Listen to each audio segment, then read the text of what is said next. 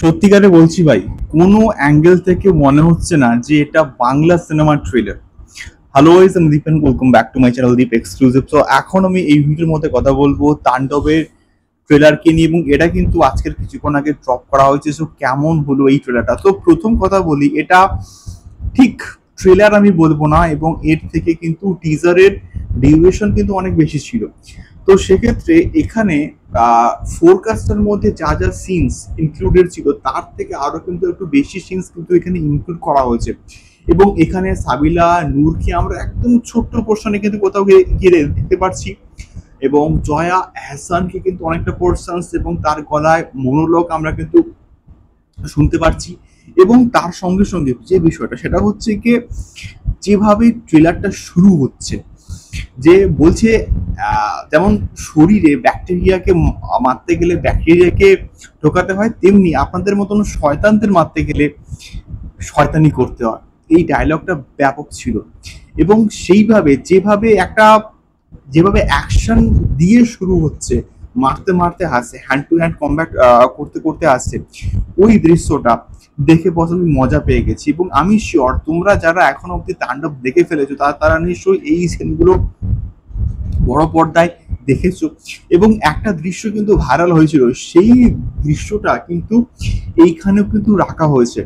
ব্যাপক লাগছে, এবং বিজিএম এর কাজ ব্যাপক চূড়ান্ত লেভেলে কিন্তু লাগছে। কোথাও কি বিজিএম এর কাজটা প্রচন্ড কিন্তু ভালো হয়েছে। দ্বিতীয় কথা হচ্ছে, এবং এখানে জয়া এহসানের কিন্তু অনেকটা ইম্পর্টেন্ট রোল রয়েছে বলে আমি অ্যাটলিস্ট মনে করছি।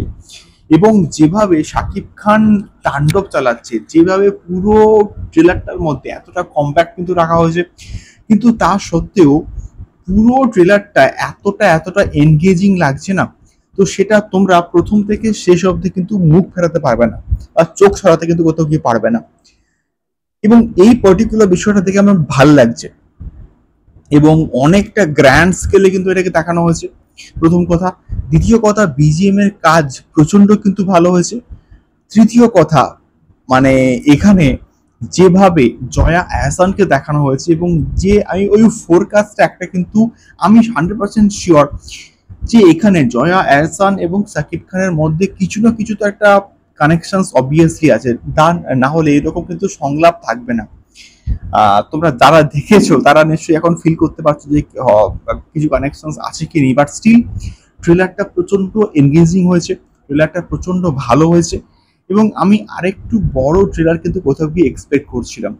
সো তোমাদের কাছে হয়তো এটা সম্পূর্ণভাবে নতুন হবে না, বাট তোমাদের স্টিল কেমন লাগলো অবশ্যই কমেন্ট করে কিন্তু জানাতে পারো। দেখা হচ্ছে পরবর্তী ভিডিওতে। টাটা।